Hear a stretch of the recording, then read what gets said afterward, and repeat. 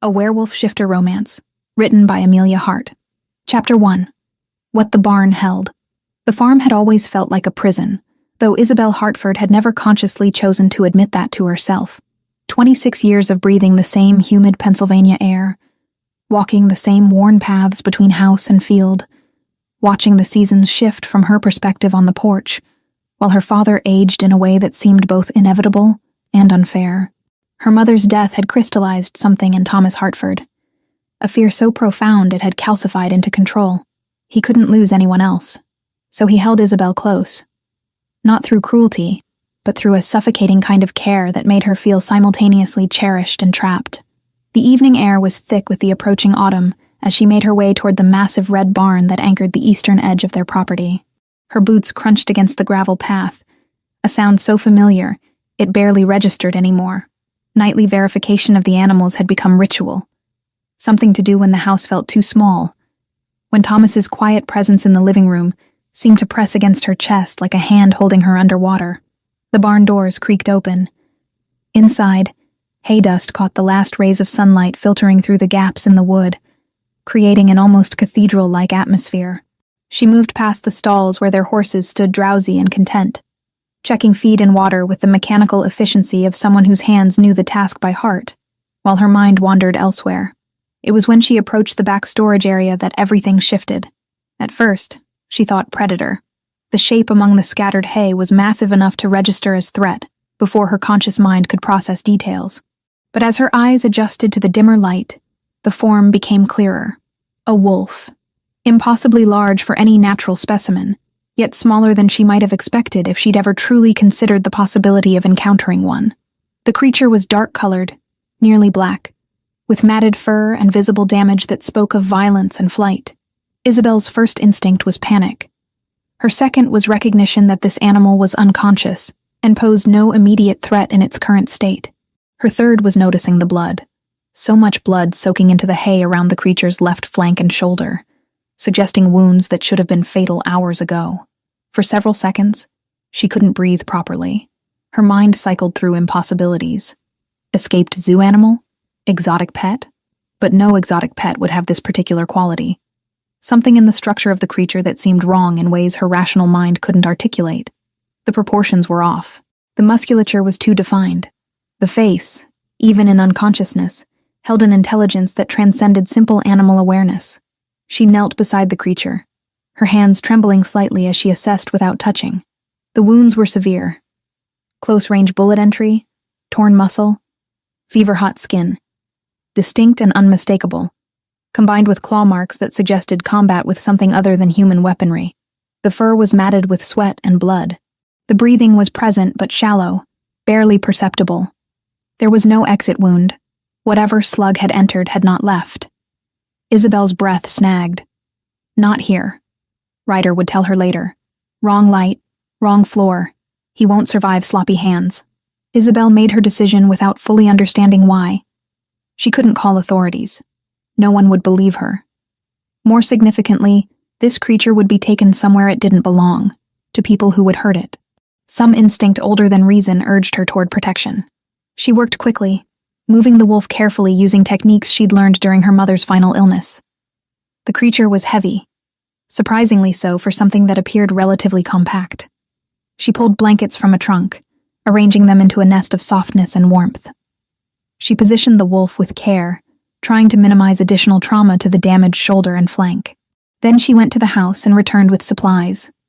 Water in a shallow bowl, antiseptic from the bathroom cabinet, clean bandages she'd been meaning to donate. She worked through the evening, moving between house and barn, fabricating stories for her father about animal health issues and fence repairs if he happened to inquire. Thomas didn't ask much. He was accustomed to Isabel's dedication to their property's animals. He didn't press when she explained she'd be doing late inspections. His acceptance felt like permission. The wolf's wounds were infected around the edges, angry and swollen despite the time that had passed since injury. She cleaned as gently as she could manage, her jaw clenched against the guilt of causing additional distress. The creature's body jerked once, a reflexive spasm, but remained mostly unconscious. That was mercy, she supposed. You're safe now, she whispered to the wolf, though she wasn't entirely certain that was true. She wasn't even certain what she was promising. For 3 nights, she maintained this secret. During the day, she moved through her routines with Thomas, making meals, managing the property, answering his occasional questions with increasingly elaborate lies. Her father grew suspicious. She could see it in the way his eyes tracked her movements, in the careful distance he maintained as if he sensed something had shifted. But he didn't press. Thomas had learned long ago that pushing Isabel too hard resulted in defensive silence, and silence terrified him more than outright rebellion. Each evening, she returned to the barn with supplies: water, fresh bandages, food from the kitchen that she could reasonably account for. The wolf remained mostly unconscious, though occasionally its eyes would open with startling clarity. Once, on the second night, the creature made a sound, something between whimper and growl, that suggested consciousness struggling through pain. Isabel sat beside it for hours, simply maintaining presence, her hand hovering above the matted fur without quite touching. On the third day, she recognized something crucial. The wounds were healing faster than should have been possible. The inflammatory response was decreasing. The bullet wound, which should have shown signs of sepsis, was beginning to show clean healing edges. The claw marks that had seemed catastrophic were already beginning to scab over and close. Whatever this creature was, it possessed capabilities that transcended normal animal physiology.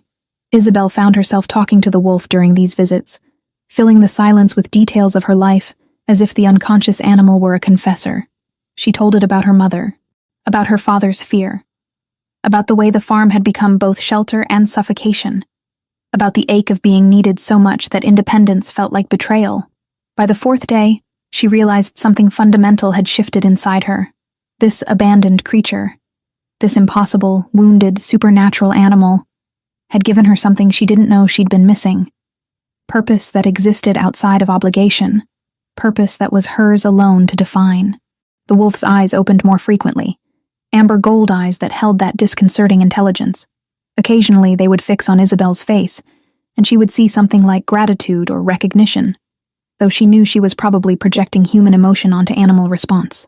The creature never attempted to harm her despite being nearly twice her size, and possessing teeth and claws that could have ended her without effort.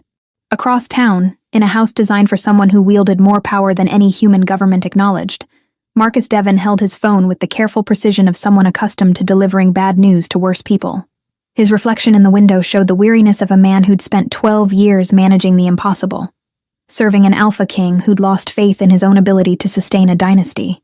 The call connected on the 3rd ring. Ryder. Marcus's voice was steady, even as the information he carried threatened to destabilize everything. "We have a situation. The boy, Julian, he transformed." In the silence that followed, Marcus could almost hear the sound of Ryder's world rearranging itself. Transformation cycle began. The Alpha King's voice came through carefully controlled. Dangerous. The kind of calm that preceded violence. He was supposed to have years before. Grace miscalculated. Marcus interrupted. Or the lunar cycle was stronger than she anticipated. The transformation was involuntary and violent. The boy panicked. He couldn't control the shift back. She lost him during the chaos. More silence. Marcus waited. This was Ryder's version of processing. The pause before the storm. Where is he? Unknown.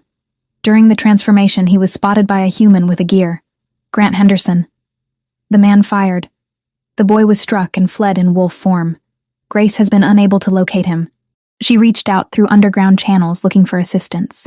"So my son," Ryder said with precision that suggested each word was being carved from something harder than language, "who I didn't know existed until this moment, has been shot, traumatized by transformation, and is now missing in wolf form somewhere in Pennsylvania.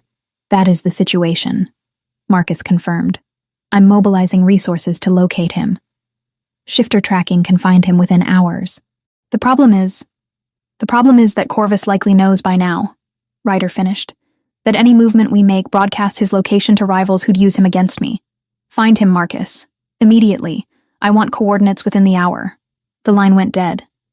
Marcus was already dialing other numbers, beginning the cascade of communication that would set dozens of shifters in motion across the region. But his mind had snagged on a particular detail. Ryder Thorne, Alpha King of the entire North American territory, had just learned he was a father, and more significantly, He'd learned this fact about the same moment learning his son had been shot. In the barn in Pennsylvania, the wolf whose true nature Isabel didn't yet comprehend continued its slow healing, unaware that its existence were already aligning to change the shape of his world. The creature's eyes occasionally opened, those impossible amber gold eyes, and seemed to focus on Isabel's face with an awareness that suggested consciousness deeper than any animal should possess. Isabel sat beside the wounded wolf through the night, her hand finally allowing itself to rest on the warm fur, and recognized that the isolation of her father's farm had prepared her for exactly this impossibility. She was no longer alone, and that changed everything. Chapter 2. When the king arrived.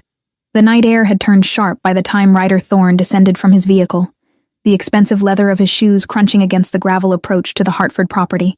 He moved with the deliberate precision of someone accustomed to commanding space through presence alone, not hurried gestures or unnecessary movement. Behind him, Marcus remained positioned a quarter-mile back, communication maintained through the silent language of Alpha and Beta, a form of mental connection that predated human speech and superseded it in every meaningful way. Ryder had spent the drive from the city in a state of controlled fury. 12 years. 12 years of not knowing, of continuing to build an empire while a child bearing his blood had been living a human life in complete ignorance of what he was. The thought sat in his chest like something toxic, something that needed to be expelled through action or violence or both. And now, just when he'd begun to accept that loss, the universe had delivered his son directly into danger. The barn was larger than he'd expected from Marcus's description. Red wood faded by decades of weather, structure still sound but carrying the weight of age. He could sense his son's presence from 50 yards away, that distinctive hum of shifter energy that Marcus had locked onto, a frequency that would be invisible to human perception, but screamed to someone of Ryder's status. The boy was alive. Wounded, but alive. He moved through the barn doors without announcing himself, letting his eyes adjust to the interior dimness. The animals registered his presence first, horses shifting in their stalls with an unease that spoke to the predatory nature radiating from him. But he paid them no attention. His focus narrowed to a single point, the figure of a woman kneeling in the shadows near the storage area, positioned protectively in front of a dark form. What Ryder saw made his breath stop. The creature before him was a wolf, not full-sized, but substantial, its dark coat matted with sweat and blood. The animal lay among scattered hay, still unconscious, its flank rising and falling with labored breaths. But more significantly, Ryder recognized the energy signature radiating from the creature's form. It was unmistakably his own bloodline. His son, existing in predator form, wounded and being tended by a human woman who had no possible comprehension of what she was protecting. "Step away from him," Ryder commanded, his voice carrying the weight of authority that came from being recognized, on some primal level, as apex predator. Slowly, Isabel's head snapped up. In the half-light, he could see the moment her body recognized something her mind couldn't yet process, the visceral understanding that this man was dangerous in ways that transcended physical threat. She didn't move immediately. "I said move." This time, the words carried the compulsion that came with his station, the supernatural weight of command that bent human will toward obedience. It wasn't full dominance. He could have crushed her will entirely if he chose. But it was enough. Isabel shifted backward, her body responding to forces she didn't understand. The wolf, his son, remained unconscious, unaware that his father had arrived. Ryder knelt, and in that moment, everything in him crystallized into focus. The creature's facial structure carried his features rendered in predator form, softened by youth, but still unmistakably bearing his bloodline. The dark coloring, the bone structure beneath the fur, even the way the young wolf held itself, despite obvious pain and trauma, carried an echo of the bearing Ryder recognized in his own reflection. "How long has he been here?" Ryder asked without looking at the woman. Isabel's voice emerged small and confused. 4 nights. "I found him. Found it. In here. I didn't know what else to do." "You found this creature," Ryder continued, his hands moving with careful intention, examining the wounds without touching the wolf directly, "and decided to care for it rather than call authorities." "He was hurt," Isabel said, and there was something in her voice, some stubborn core that had kept her functioning on a farm that had slowly been suffocating her, that refused to diminish under his scrutiny. "And calling authorities seemed like a good way to get him killed," Whatever he is. Ryder rose to his full height, and even from her position on the floor, Isabel could sense the absolute authority that seemed to emanate from his very being. His pale eyes scanned her with the methodical precision of someone conducting an assessment at levels that had nothing to do with human logic. Finally, he nodded. "What is your name?" "Isabel Hartford. This is my family's property." "Isabel," he repeated. "I'm going to tell you something that you will keep to yourself, because the alternative to your silence is considerably more painful than you're prepared to experience. What you see before you isn't a normal animal. It is something else entirely. It is what I am. What he is." Isabel's mind rejected the information, even as her body seemed to already believe it. But before she could formulate a response, Ryder demonstrated. His transformation was partial, a controlled shifting that brought his hand forward as it began to change, fingers elongating into something inhuman, nails becoming talons, skin taking on a texture that seemed to exist between human and animal. The change lasted only seconds before he reversed it, his hand returning to its human form. The room seemed to contract around Isabel's inability to breathe properly. "We are shifters," Ryder continued, his tone suggesting he was explaining something as simple as weather patterns. "What you see before you isn't human. The child is under my protection. I didn't know he existed until today. His mother kept his existence secret for 12 years. That secrecy was protection against a world you don't understand, and don't need to understand. What you do need to understand is that there are people looking for him. People who would use him as leverage against me. People who would not hesitate to eliminate anyone who interferes with their plans." The wolf on the ground stirred slightly, consciousness beginning to surface through the layers of trauma and exhaustion. Its amber gold eyes flickered open, confused and disoriented. When they found Ryder's face, something shifted, recognition at a level that transcended conscious understanding. "His name is Julian," Ryder said, lowering himself to the ground beside his son. His hand, now fully human, rested gently on the dark fur, and he's been shot because he transformed for the first time, without training or preparation. Everything that's happened to him in the past 4 days represents a catastrophe of circumstance that no child should endure. Isabel watched as the Alpha King, because she now understood, with absolute certainty, that was what he was, touched his son with tenderness that seemed impossible given his predatory bearing. The wolf's eyes closed again, and she realized the animal had recognized its father through some sense she didn't possess and couldn't begin to comprehend. "I need you to keep him here," Ryder said, "for 5, perhaps 6 more days.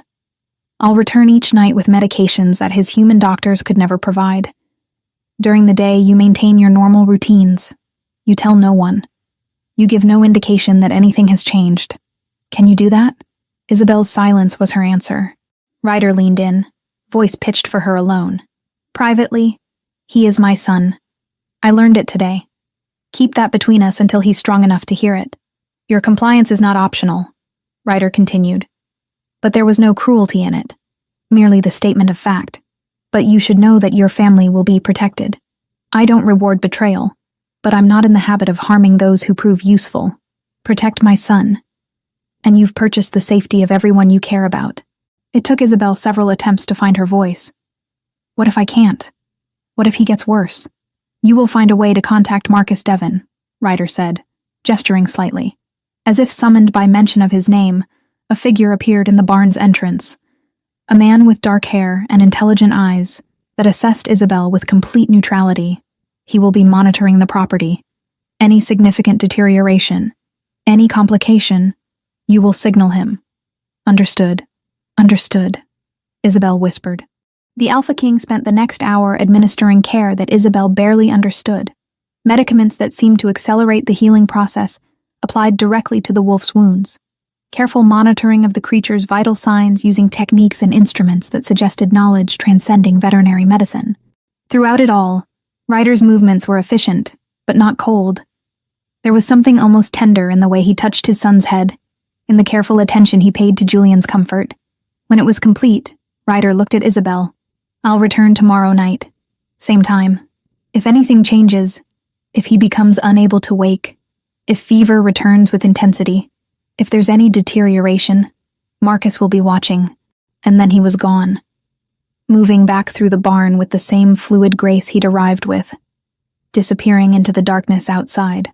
Isabel sat beside the wolf, who had finally surrendered to exhausted sleep, her mind struggling to process that the world had abruptly become a place where werewolves were real, and she'd somehow become guardian to a supernatural child whose father was apparently something far more dangerous than any human threat could be. Outside, Ryder moved through the night toward Marcus, his hands gripping into fists with enough force to leave marks. In 12 years of believing his son dead, he'd constructed a kind of emotional armor. In 2 hours, a wounded animal and a protective human woman had breached it completely, leaving him vulnerable to possibilities he'd learned not to entertain. By morning, preparations would be underway.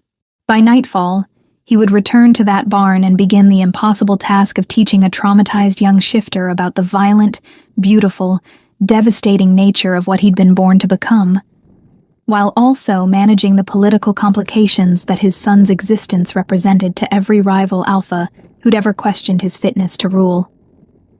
The wounded wolf slept on in the barn, unaware that its presence were already aligning to change the shape of his world. Chapter 3. The Breaking Point.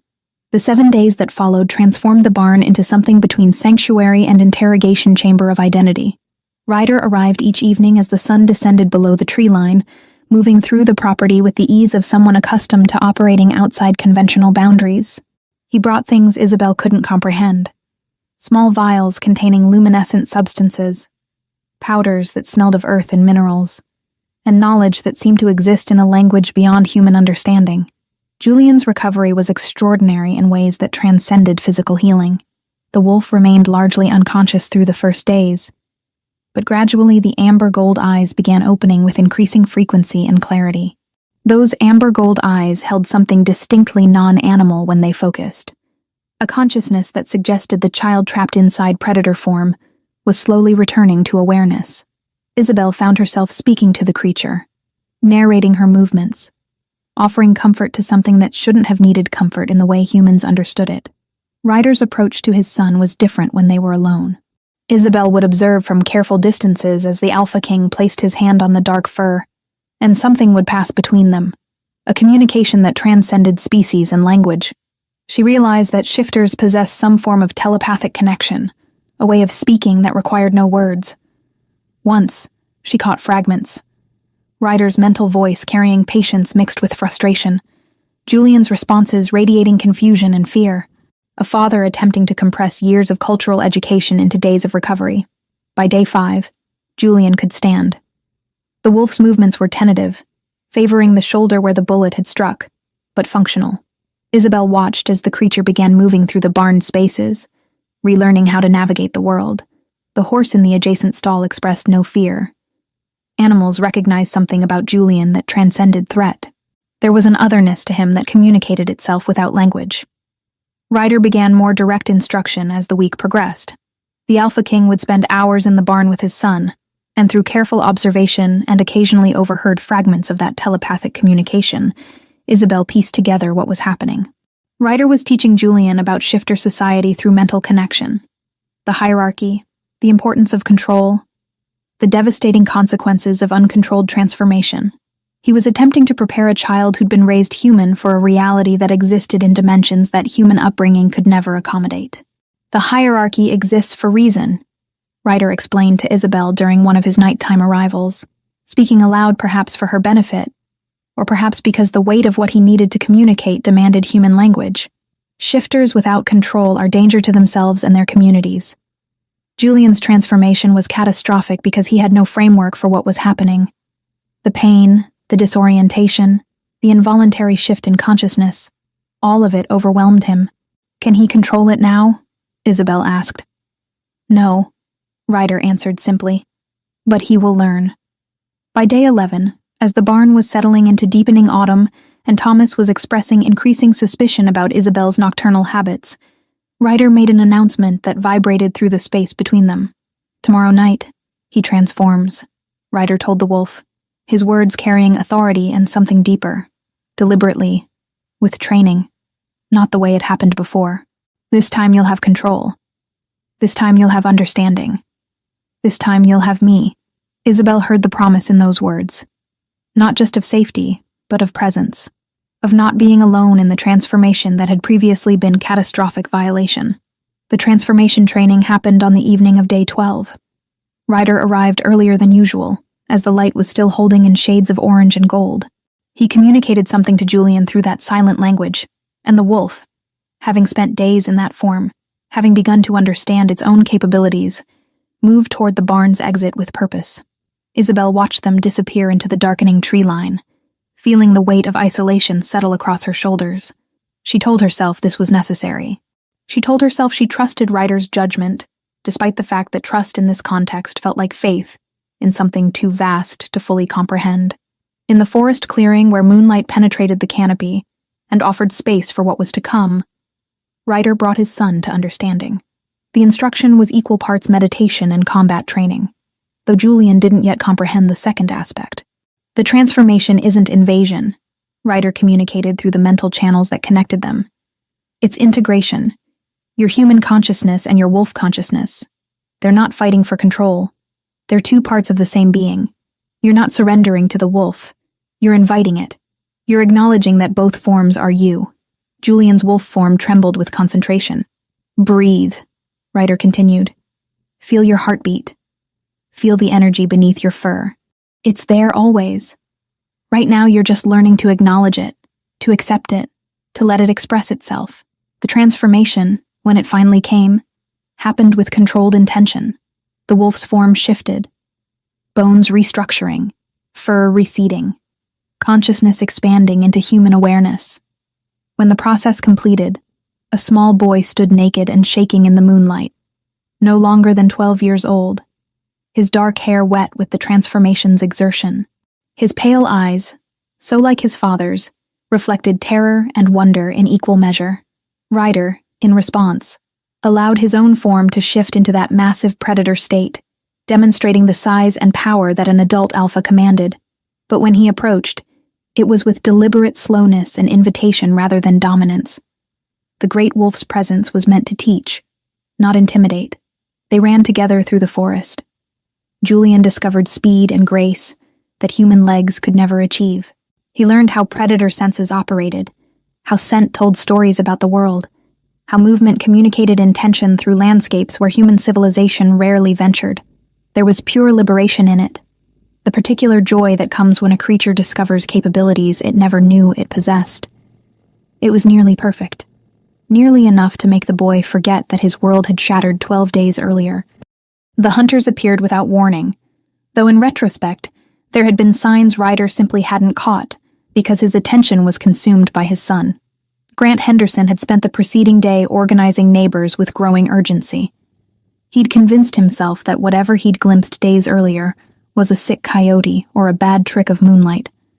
Tonight, he meant to prove to himself the thing hadn't been real at all. They emerged from the tree line with lights and dogs, and the particular darkness that comes when human fear transforms into collective violence. Julian's instincts during transformation weren't yet refined enough to process threat appropriately. When he smelled humans and heard the sounds of the hunt, something primal triggered wrongly. The young wolf, still intoxicated by the freedom of his new form, turned toward the sounds instead of away from them. Grant saw the wolf first. Even in darkness, even with only moonlight and flashlights, he recognized this as not a natural animal. This was the same creature he'd glimpsed before. Wrong in ways his conscious mind rejected, but his instincts recognized as threat. Julian buckled, as pain tore through his shoulder and thigh, the old wound flaring with brutal intensity. The boy's screams were things that transcended species, that carried nothing but raw suffering. Human voice mixed with animal cry, consciousness fractured between forms. Ryder gathered his son as the boy was shifting back to human state, bones breaking and reforming in sequences that was torture in physical manifestation. He held the child against his chest, one hand protective over the aggravated wound along his left side, and moved through the darkness with a father's desperate need to reach safety. When Ryder reached Isabel's barn carrying a bleeding, traumatized boy who was oscillating between human and wolf form as his body struggled to protect itself, his rage was barely contained beneath a surface of professional demand. "Everything," he commanded, his voice carrying that supernatural weight that bent human will to obedience. "Any medical supplies you have. Now." Isabel moved through the night in a daze of action, providing what she had, watching as Ryder worked with hands that were steady despite the fury radiating from him. Julian was sedated. Ryder produced something from his collection of impossible medications that pulled the boy into unconsciousness and away from the immediate agony. The night stretched endlessly. Isabel remained present because leaving felt like betrayal, though she understood less than nothing about what she was witnessing. Ryder worked with focused precision, his movements becoming more economical as exhaustion threatened, but never claimed him. He worked as both father and healer, combining instinct with knowledge born from centuries of existence. When dawn began threatening the darkness outside, Julian was stable, but traumatized profoundly.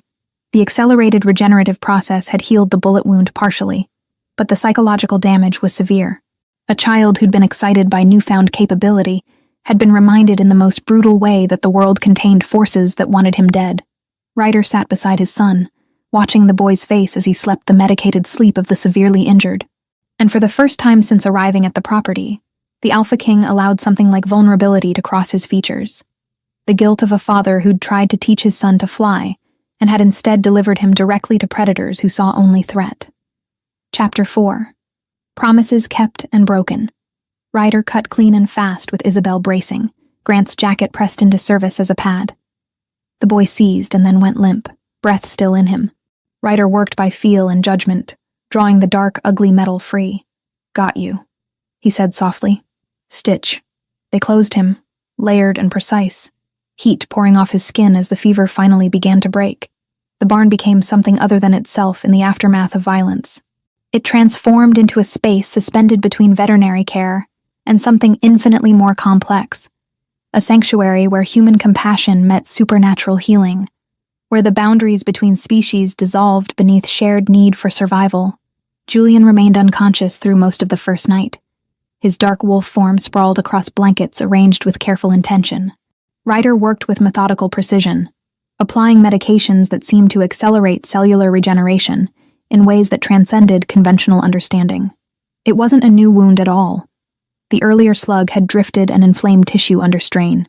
The flesh had begun accelerated repair the moment Ryder removed the metal, but the psychological damage was catastrophic. Isabel moved through the darkness like a ghost, fetching supplies at Ryder's direction, her hands shaking with a tremor she couldn't control. The work was mechanical and essential in equal measure. She watched as the Alpha King applied substances she couldn't name to wounds that seemed to defy human medical knowledge.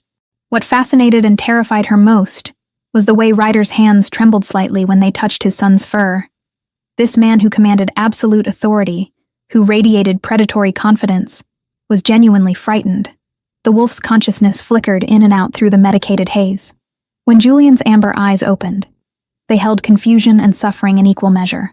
The boy's mind, still fractured between human understanding and wolf instinct, couldn't fully process what had happened. He'd begun to trust his new form. He'd experienced the liberation of it, and then violence had reminded him that existence was fragile.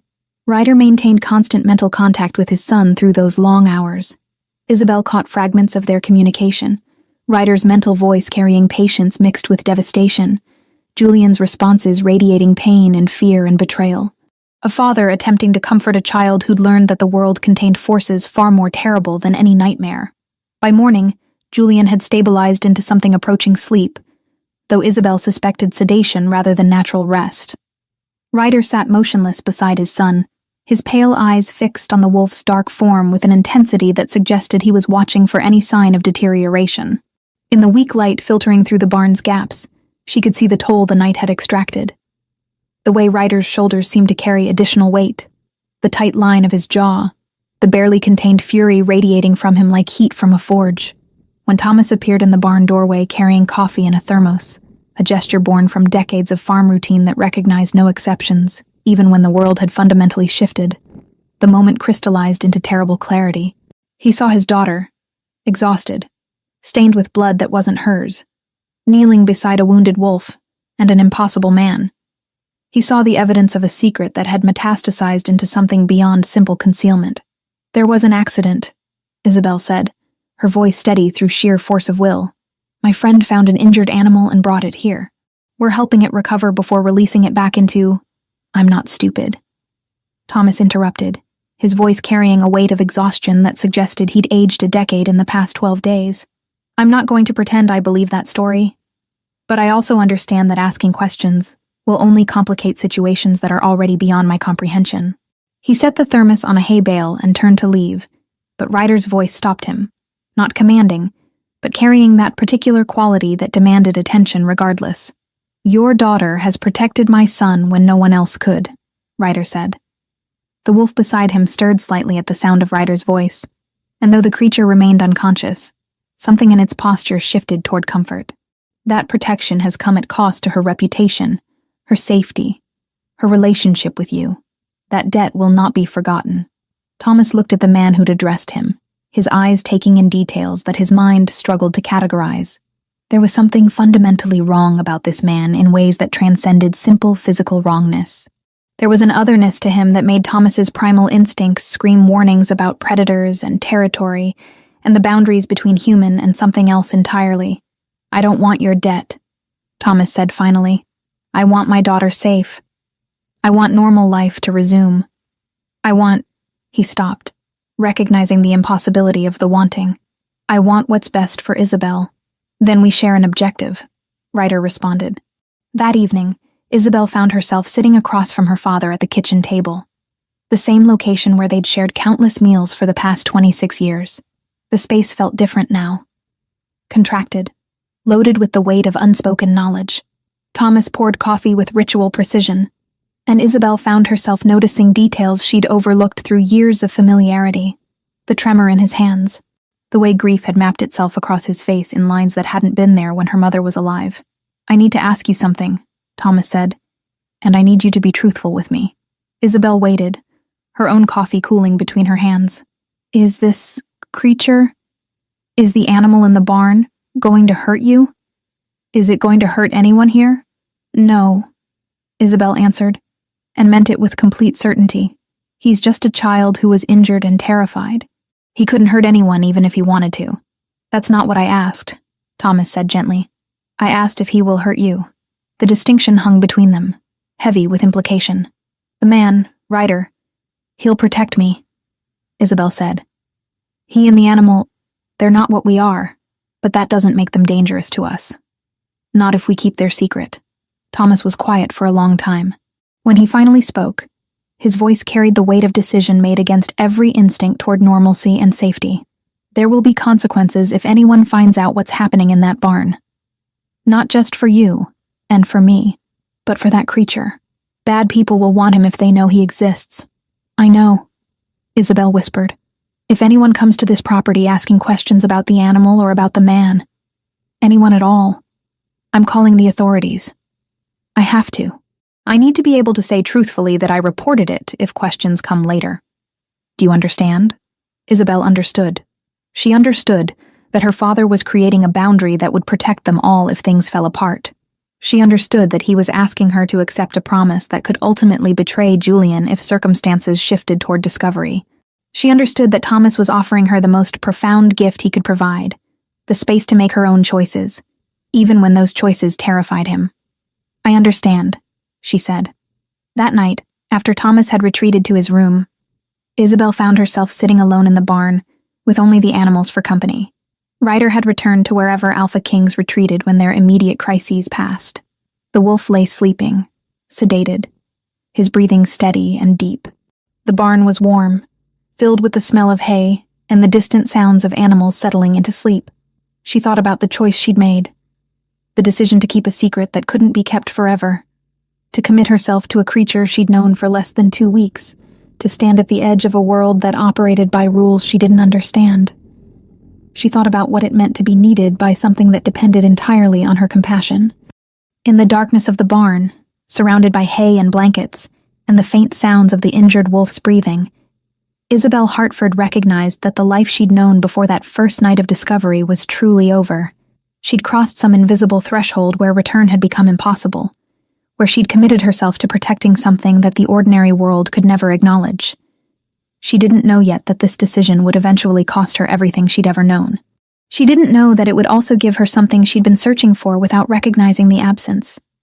She knew only that the wolf in the barn needed her, that Ryder Thorne had recognized something in her that transcended ordinary human capability, and that her father had offered her the most complicated blessing he could provide, the permission to choose her own destiny, even if it meant stepping into darkness. Chapter 5. The Weight of Necessary Choices. The days following Julian's collapse in the forest existed in a state of compressed urgency that made time feel simultaneously endless and impossibly brief. Ryder moved through the property like someone operating on levels of exhaustion that would have killed an ordinary man. But the Alpha King had never been ordinary.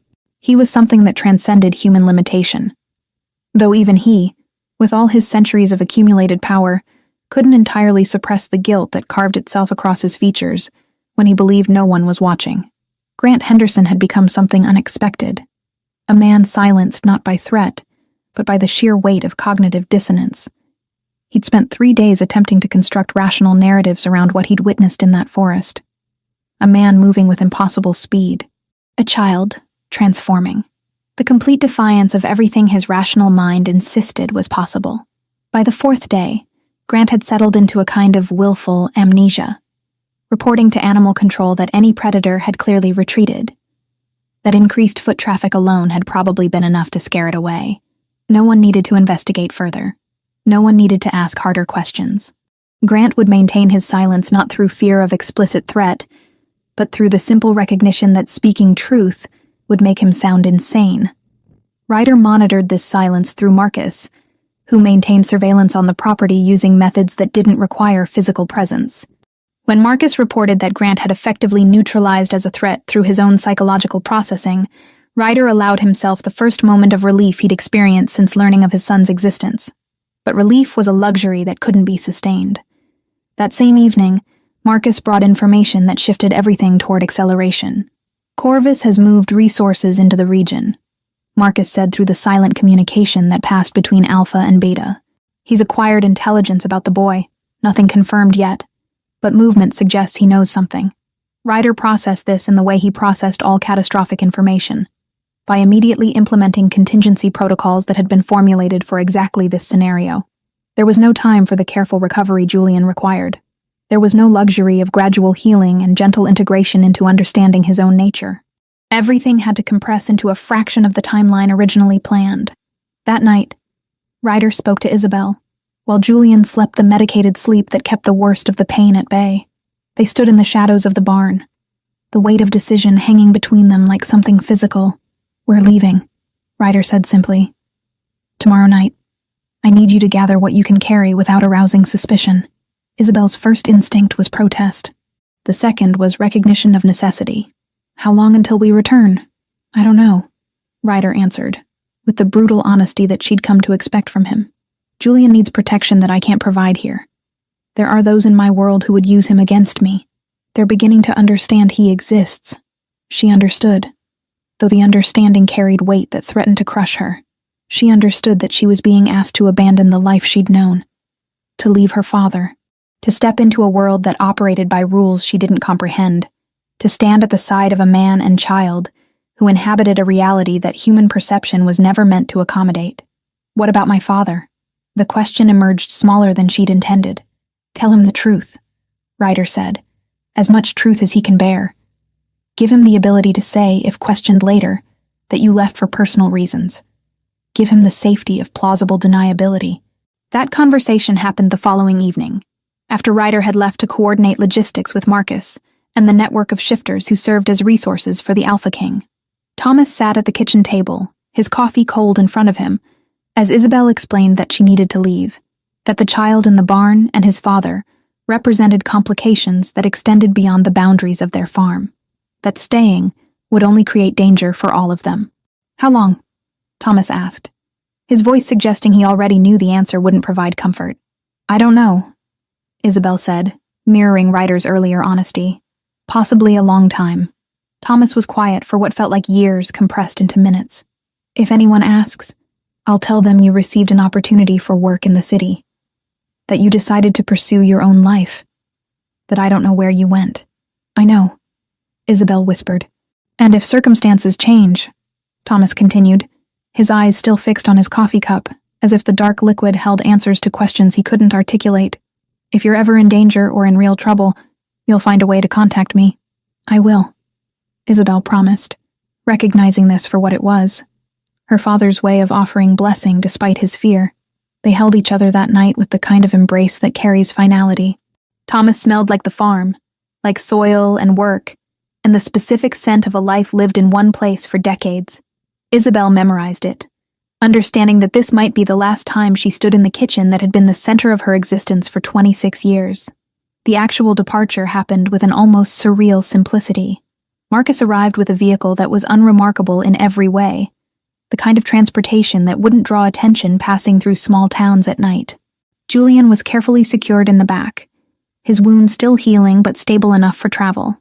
Isabel sat beside the boy, her single bag of possessions beside her, watching the Pennsylvania landscape slide past the windows in darkness. Ryder drove separately, maintaining the kind of distance that would prevent any single surveillance identifying them as a unit. They would meet at a way station roughly an hour north, a property that Marcus had secured through shifter networks, a safe house that existed in the liminal space between human and supernatural geography. That departure was when Isabel's attachment truly solidified. She sat beside Julian as miles accumulated between them and the life she'd known, watching the boy sleep fitfully against the window, his small face still carrying the trauma of everything that had happened. She understood in that moment that she'd irrevocably crossed some boundary. She'd chosen this child and this man and this impossible world over the comfortable prison of her father's farm. When they reached the way station, a nondescript house in the midst of 100 similar houses in a mid-sized town, Ryder was waiting. He pulled Isabel aside while Marcus settled Julian in a bedroom, explaining in careful terms what would happen next. "You can't return to that life," he said, his pale eyes carrying something that might have been regret, or might have been recognition of the sacrifice he was asking her to make. "There are those who would use you as leverage against me if they knew you existed. You have to disappear into my world entirely, or you have to disappear entirely from connection to us.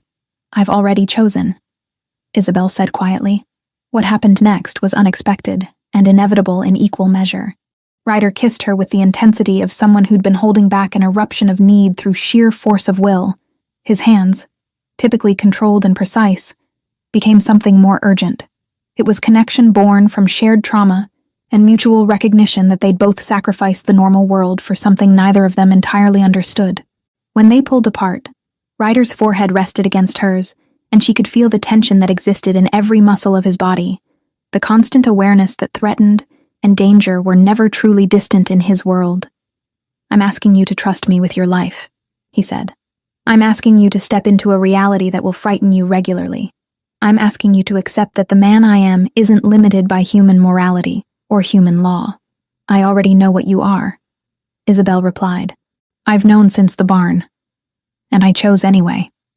Outside, the night settled over their small sanctuary, and somewhere in the back of the house, Julian slept the sleep of the traumatized, his young mind slowly beginning to process the magnitude of the changes that had irrevocably reshaped his existence. Behind them, in a farmhouse in Pennsylvania, Thomas Hartford sat in his kitchen drinking cold coffee and accepting that his daughter had walked into a world he could never follow. The old life was gone. Whatever came next would exist in territories that human understanding was never meant to navigate. But in that liminal space, with Ryder's hand holding hers and Julian sleeping in safety nearby, Isabel Hartford recognized that she'd finally found something that the isolation of her father's farm had never provided. Purpose that was entirely her own, chosen with full knowledge of its cost. Chapter 6. When Kings Face Judgment. The city swallowed them into its vastness with the kind of indifference that urban centers reserved for those attempting to disappear within them. Ryder maintained 3 separate residences across the metropolitan landscape, sanctuaries that existed in the liminal space between human and shifter geography, spaces designed with the specific intention of concealing those who needed to remain invisible to the ordinary world.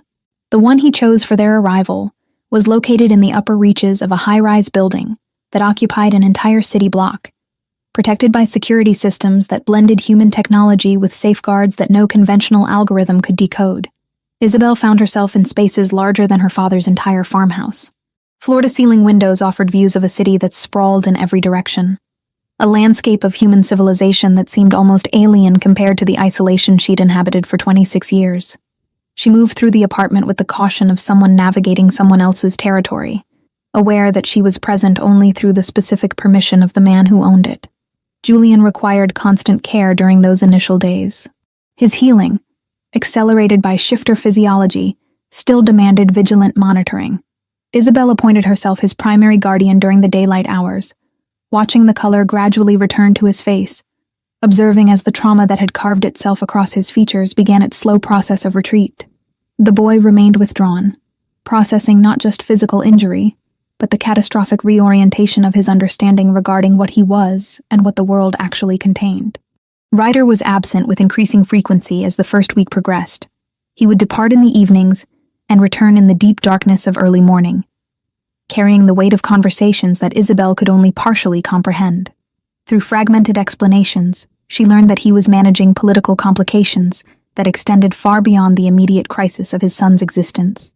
The world beneath the human world, the shifter society that operated according to laws and hierarchies that predated human government by millennia, was stirring with recognition of Julian's existence.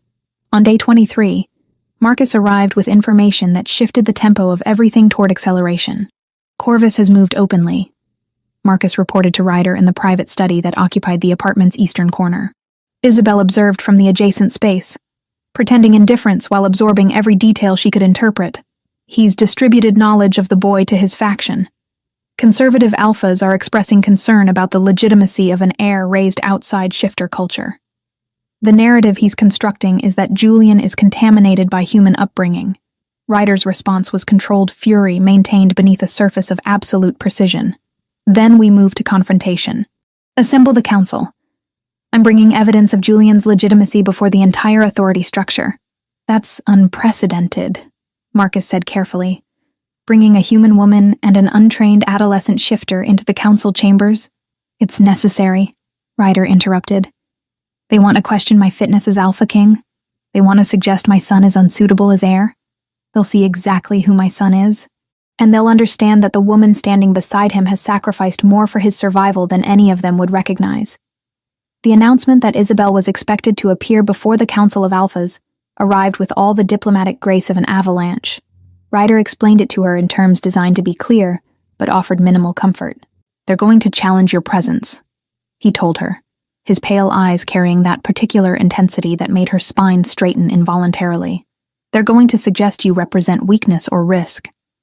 You're going to stand there and demonstrate that human understanding transcends their expectations. You're going to be the evidence that my decision to trust you was sound. What if I'm not? Isabel asked. The question emerged smaller than she'd intended. Then we'll manage the consequences, Ryder said simply. But you will be, because you've already proven yourself beyond the limitations of their comprehension. The council chambers existed in a building that occupied neutral territory, a structure maintained by shifter governance and protected by laws that human authorities would never recognize. Isabel dressed in clothing Ryder selected for her, dark colors that projected both sophistication and refusal to perform femininity as weapon. She followed him into spaces where the air itself seemed to carry weight, where the presence of beings who could shift between human and predator created a pressure that transcended conventional sensory experience. The council consisted of 15 alphas, each representing territories that stretched across the North American continent. Ryder held the central position, Alpha King, supreme authority, but his position was not beyond question. That was what Corvus understood. That was what he was manipulating. Corvus himself was present, his physical form radiating the kind of muscular confidence that came from leading a successful pack. His eyes carried the particular cruelty of someone who recognized vulnerability and devoted himself to exploiting it. When Ryder brought Isabel forward, Corvus smiled with the satisfaction of a predator recognizing wounded prey. The Alpha King arrives with his human, Corvus announced, his voice carrying that particular quality designed to make the observation sound degrading. Is this where our supreme leader now draws counsel? From those beneath our nature? Ryder's response was delivered with the calm precision of someone unconcerned by provocation. This is Isabel Hartford. She protected my son when no member of our world would. She sustained his life when conventional shifter care could not reach him. She abandoned her entire existence to ensure his survival. She stands before you as evidence of character that transcends species. An older alpha, one with gray threading through his hair and eyes that suggested decades of accumulated wisdom, leaned forward. The boy. You claim he is your biological heir? He is, Ryder confirmed. Fathered 12 years ago with a human woman. Raised human until his transformation cycle began. Now under my protection and guidance. The chamber erupted into discussion that carried overlapping voices and political undercurrents that Isabel could only partially interpret. But the central conflict emerged clearly enough. Some of the alphas recognized Ryder's genetic claim to produce an heir. Others, aligned with Corvus through various political entanglements, questioned whether a child raised outside shifter culture could possibly understand the responsibility of potential leadership. Corvus made his move with the precision of a predator executing a calculated strike. I propose a test, he announced, his voice cutting through the competing conversations. Let the boy participate in a challenge. If he survives, his legitimacy is proven. If he fails, he demonstrates he is unsuitable for any position of significance in our world. Ryder's response was absolute refusal, delivered with a rage so controlled it seemed almost gentle. The boy was injured 3 weeks ago. He's 12 years old. He's still processing the basic mechanics of transformation. You're proposing a test that would guarantee his failure and probably his death. If he is truly your son, Corvus countered, surely his shifter nature would protect him from consequences that would injure a lesser creature. The test is rejected, Ryder said, his voice carrying weight that seemed to vibrate through the chamber's physical structure. I will not risk my son to satisfy your political ambitions. Then you acknowledge he is unsuitable, Corvus pressed. You acknowledge that the heir of the Alpha King is compromised by human weakness. Isabel found herself moving forward, her movement prompted by something that transcended conscious decision. The chamber's attention pivoted toward her, and she felt the weight of supernatural scrutiny being applied to her physical form. He's a child, she said, her voice steady through sheer force of will. A child who was abandoned by your entire world until his father found him. A child who's been traumatized by violence and confusion. If your test is whether a traumatized 12-year-old can survive immediate challenges, then your test is designed to fail. That's not legitimacy measurement. That's cruelty disguised as governance. Silence. Complete, absolute silence that seemed to compress the air around her. An alpha woman, one with dark eyes and posture that suggested dangerous competence, began to laugh. The Alpha King's human speaks with more sense than most of our council possesses. I propose an alternative, Ryder announced, and Isabel recognized this for what it was, the move he'd been planning since learning of Corvus's challenge. Let Julian participate in a true test of leadership. He will be placed in a community that requires unified healing. He will have 90 days to demonstrate the qualities required of a potential heir, not destruction or immediate violence. Actual leadership, community restoration, character. The debate that followed extended for hours. Isabel stood beside Ryder throughout, feeling the scrutiny of beings who existed in dimensions of power she didn't fully comprehend. But gradually, the council consensus shifted. Even Corvus's faction couldn't effectively argue against a test that would be conducted outside their direct influence. By the time Ryder and Isabel left the council chambers, the basic parameters had been established. Julian would be removed from Sanctuary. He would be placed in a fractured shifter community with specific objectives. He would be given 90 days to prove that an heir raised partially in human context could still embody the qualities necessary for leadership. In the vehicle returning to the apartment, Ryder reached for Isabel's hand, his grip carrying gratitude and something deeper that neither of them had fully articulated. You understood what I needed in there, he said quietly. You offered exactly the perspective that shifted their calculation. I understood that a child shouldn't be sacrificed to adult politics, Isabel replied. But as they drove through the city's darkness, she recognized that something fundamental had shifted in how the council perceived her. She was no longer simply the human woman who'd found an injured shifter child. She was someone with clarity they recognized and respected. She was becoming something neither fully human nor shifter, but existing in the space between, essential in ways she was only beginning to comprehend. Chapter 7. 90 Days of Becoming. The community that Marcus delivered Julian to existed on the periphery of shifter civilization, a township nestled in the mountains where the primary conflict wasn't with external threats, but with the internal fractures that came when power consolidated without consideration for those it governed. The population numbered roughly 60 shifters, all capable of transformation. all bound together by proximity and mutual recognition of shared shifter nature. But unity, as Marcus explained to Julian during their approach, had fractured roughly 3 months earlier when the sitting alpha had begun redistributing resources in ways that favored certain family units over others. Julian arrived with minimal fanfare, introduced simply as a young shifter requiring integration into community life. Marcus remained present for the first week, establishing Julian's legitimacy while maintaining careful distance that suggested the boy was here to learn, not to lead. The transformation was deliberate.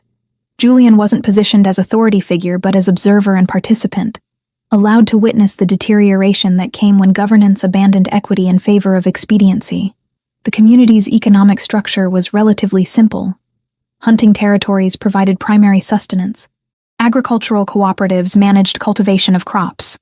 A central council was supposed to distribute resources according to need, but the current alpha had begun favoring his own family unit, creating resentment that festered through social structures and ultimately manifested as outright division. Families were splitting their hunting practices to avoid shared territory. Farmers were hoarding crops. The foundation of communal trust was collapsing beneath the weight of perceived injustice. Julian moved through this fractured landscape with a maturity that transcended his 12 years of age. He spent his first 2 weeks simply listening. He ate meals with different family units. He learned the history of each faction's grievance. He absorbed context that most adolescents would have found incomprehensible.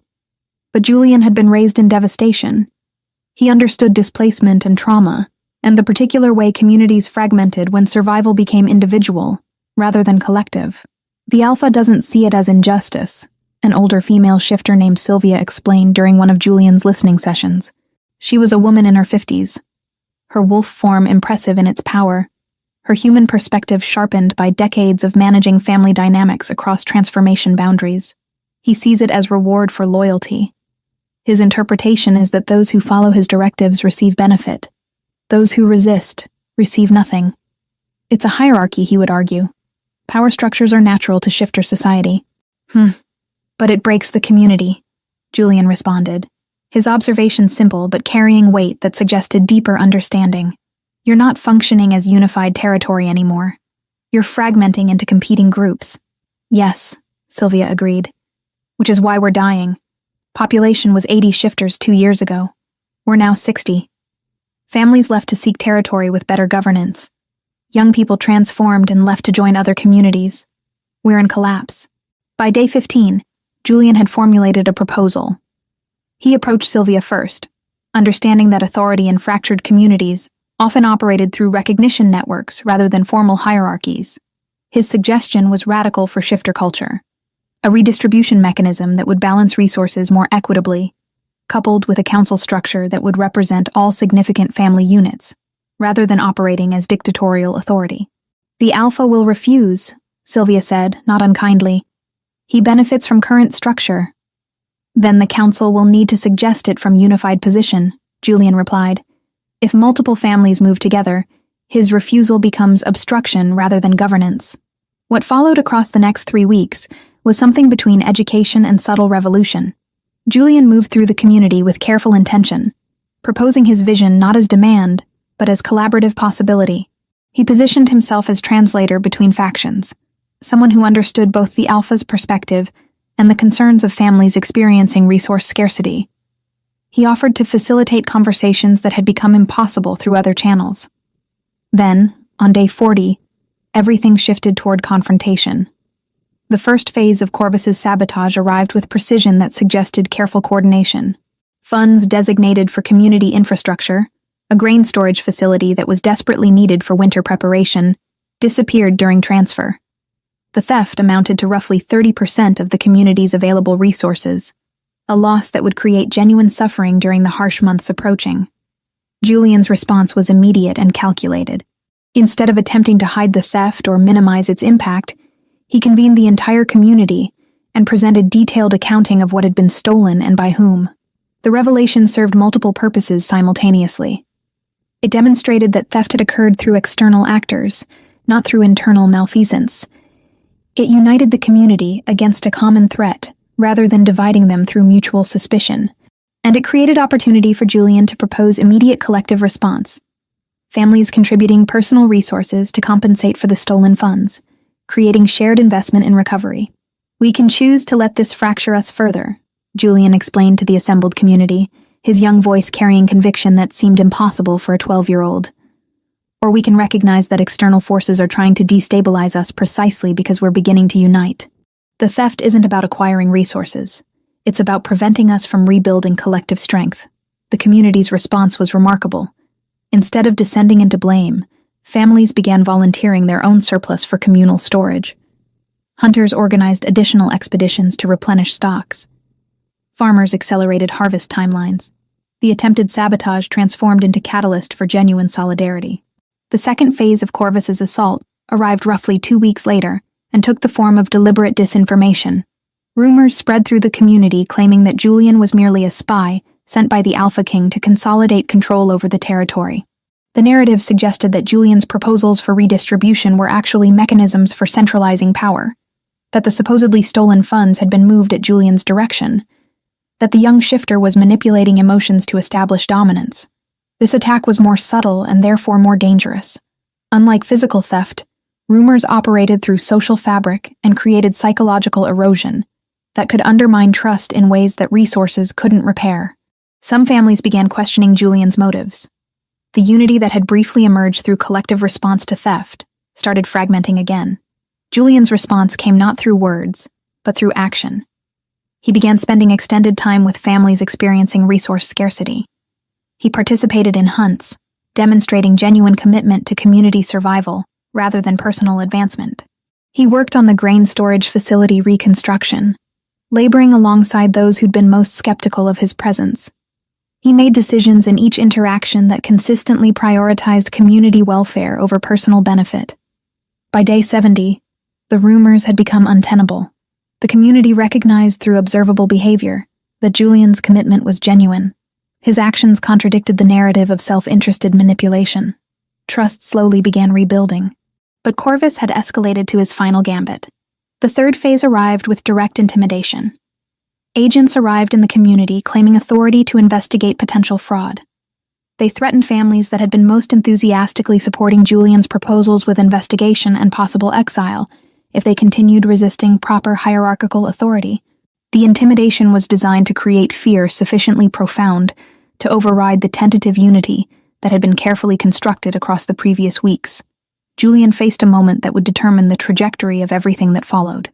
He could retreat from visibility, protecting himself while allowing the community to fracture under pressure, or he could risk himself in defense of people who'd granted him trust, despite lacking biological connection. He chose confrontation. When the intimidation agents attempted to isolate several key community members, Julian positioned himself between the agents and those families. His young form transformed into wolf state, his body placing physical blockade between threat and those seeking protection. But more significantly, the community transformed alongside him. Shifters who'd learned vulnerability alongside Julian during the previous weeks stepped forward in coordinated defense, their wolves creating barrier that no external force could breach without explicit acceptance of conflict. The intimidation agents retreated. But before departing, they transmitted information to whatever authority had sent them. The community couldn't be fractured through external pressure because its foundation had transformed into something resistant to division. Over the remaining days of the 90-day period, the community underwent genuine restructuring. A council was established representing all significant family units. A redistribution mechanism was implemented that balanced resources according to need, while still rewarding effort and contribution. Young people who'd planned departure began reconsidering, recognizing that the community was becoming something worth remaining within. The population that had declined to 60 was beginning incremental growth as scattered families heard rumors of transformed governance and chose to return. On the week after the 90th day, Julian stood before the Alpha Council in the capital city, surrounded by community representatives who'd traveled to provide testimony. The evidence of his accomplishment was physically present, not in dramatic statistics, but in the obvious unity of people who'd been fractured weeks earlier and had chosen collective restoration. Ryder watched his son from the council chamber's peripheral position, and something fundamental shifted in how the Alpha King regarded the young shifter who bore his blood. This wasn't a traumatized child requiring protection. This was an emerging leader demonstrating capacities that transcended age and experience. The father recognized in his son something that would eventually become worthy of the authority that Ryder himself wielded. But more importantly, during those 90 days of separation, something had healed between them through mental channels that only shifters could access. The guilt that Ryder had carried about his son's trauma began transforming into recognition of resilience.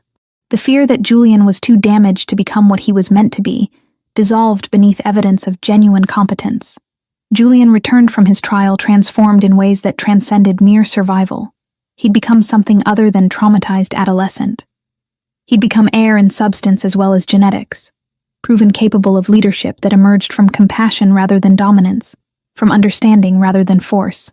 The challenge to Ryder's authority was extinguished, not through violent confrontation, but through demonstration that the Alpha King's blood produced successors worthy of the responsibility such inheritance demanded.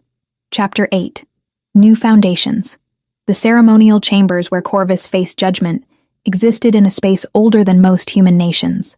Ancient stone carved with symbols that predated written language held the weight of shifter law and tradition that had accumulated across millennia. Corvus entered with the confidence of a predator who believed his strength would transcend political consequence. He exited 3 hours later, marked for exile, his pack redistributed among alphas loyal to Ryder, his authority stripped with the finality of judicial pronouncement that would echo through shifter territories for generations. Ryder did not personally execute the dueling challenge, though many expected he would.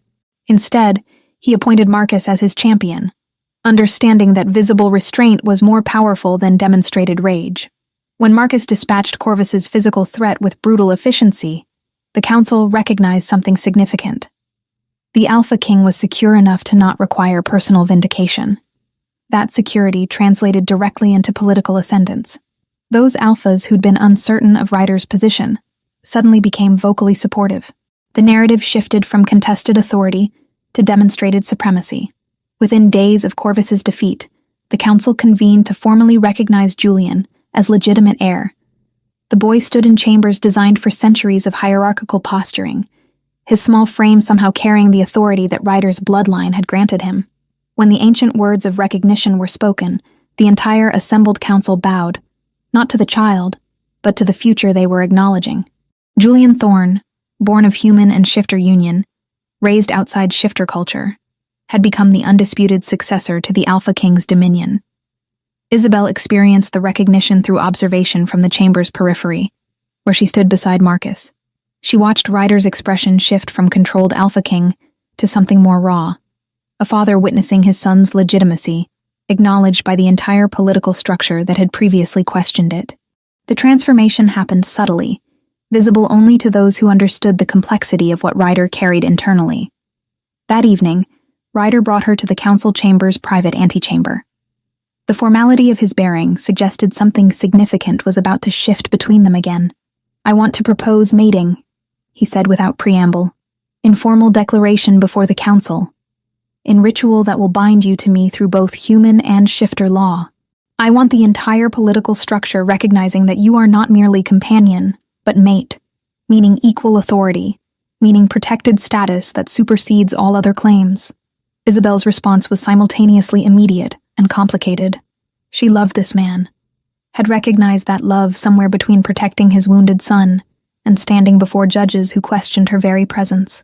But acknowledging love and accepting a formal bonding in a world she still partially understood were different propositions. "What does mating mean?" she asked. "Practically, I mean.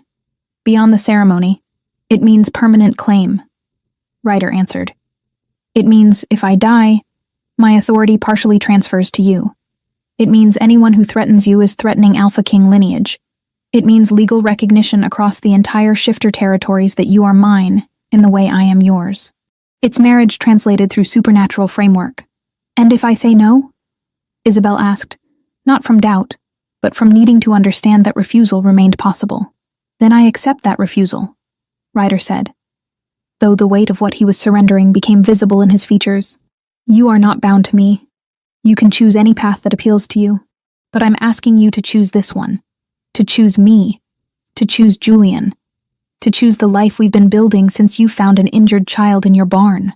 Isabel kissed him, instead of responding with words, understanding that some answers transcended language. The mating ceremony occurred 3 days later, in a space that existed at the intersection of human and shifter worlds. The ritual combined elements of human marriage with shifter tradition, vows spoken in English that carried legal weight in human courts, followed by the exchange of scent marking that bound them at biological level. When the ceremony concluded, Isabel Hartford had become Isabel Thorne, mate of the Alpha King, stepmother to the heir, woman who'd transcended her species to occupy territory that had previously seemed impossible to inhabit. The reception that followed was attended by alphas from across the territory. Politicians who'd previously questioned Isabel's legitimacy now offered formal greeting. The woman who'd been a human farmer weeks earlier was suddenly recognized as diplomatic asset, her relationship to Ryder suggesting an unprecedented bridge between human and shifter worlds. Isabel navigated these interactions with surprising grace, understanding that her presence served multiple political purposes while also simply being genuine celebration of commitment made. But the most significant moment came when Marcus brought Grace Emerson into a private chamber where Ryder, Isabel, and Julian awaited. Grace had aged a decade in the month since Julian's disappearance. Her face carried the particular exhaustion of someone who'd carried fear as primary emotion for extended period. When she saw her son alive and whole, the transformation in her expression was absolute.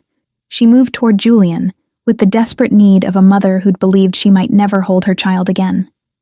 Julian, now possessing greater maturity and understanding than the traumatized boy Grace remembered, approached her with careful intention. He understood, on some level that transcended 12-year-old comprehension, that his mother had protected him through 12 years of fear, had kept him safe through the only means available to her. "You did the right thing," Julian said to her, his words carrying forgiveness that should have been impossible for someone his age to offer. "You kept me safe. You kept me human. When everything changed, you did everything you could." Grace wept, the kind of release that comes when burden finally becomes shareable. Ryder, observing from deliberate distance, recognized this moment as genuine healing, not of the dramatic kind that storytelling typically demanded, but the quiet kind that happened when families found ways toward authenticity, despite the impossible circumstances that had tested them. When Isabel contacted Thomas through careful phone channels, her father's voice came through with the particular emotion of a man who'd believed he might never hear his daughter's voice again. "I'm safe," Isabel assured him. "I'm happy. I know that probably doesn't make sense given everything, but I am. I'm with people who value me. I've built something that feels like purpose." Thomas listened to his daughter's voice and understood that the life he'd attempted to preserve through control had needed to shatter to give her authentic existence. He offered his blessing with the grace of a man who'd learned that love sometimes meant releasing those you cherished. "If you ever need anything," Thomas said, "if circumstances ever make it possible, you can return. This is still your home." "I know," Isabel replied. "That's what makes everything else possible." The days accumulated into weeks, weeks into months. 180 days following Julian's official recognition, the household that had formed existed in quiet sanctuary. Julian moved through shifter-specific education under Ryder's guidance while simultaneously integrating into human cultural studies that Isabel provided. Grace, finally freed from the burden of isolation and fear, began exploring the shifter world she'd always understood intellectually, but never experienced directly. She moved into the apartment alongside them, becoming not replacement for Isabel, but supplement to the family that was genuinely forming.